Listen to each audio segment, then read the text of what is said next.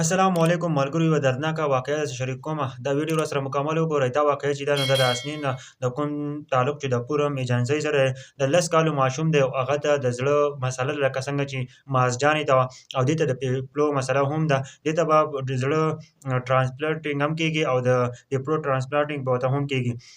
او دا د زړه پیپلې پیل شوي دي او په ساه اخیستو کې ورته ډېر زیات تکلیف دی. دې علاج په پاکستان کې نه کېږي. ډاکټرانو ورته ویلي دي ستا علاج په پاکستان کې نه کېږي. موږ ټولو له پکار ده چې دا خبره حکومت ته ورسوو او ویډیو زیاته نه زیاته شیر کړو چې دا حکومت ته ورسېږي چې دوی ته پته ولګي یار چې په پاکستان کې د دې قسمه علاج پکار دی، ځکه چې مهاجرانې به هم ځي او ډېرک له به هم پکار ده چې دا هم بهر ته ولېږي چې دا د کور یو د پلار یو زوی دی او ملګرو په ټول خاندان کې چې دی دا یو هلک دی او د پلار یوه لور ده دا یو زوی دی که نه، او نور بچې هم په خاندان کې نشته دی ملګرو.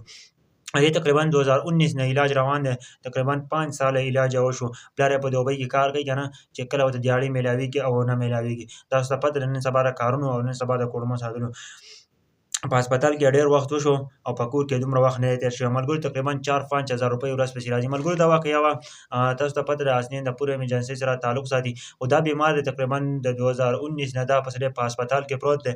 زما ټولو پښتنو ته خواست دی ما ویل چې ستاسو سره دا ویډیو شریک کړم یار ډېر زیات سړی خفه شي او دې چې نو هغه تره یې و چې دې اینې ته هم بس مرض لګېدو والا دی، یو بیماري لګېدو والا ده.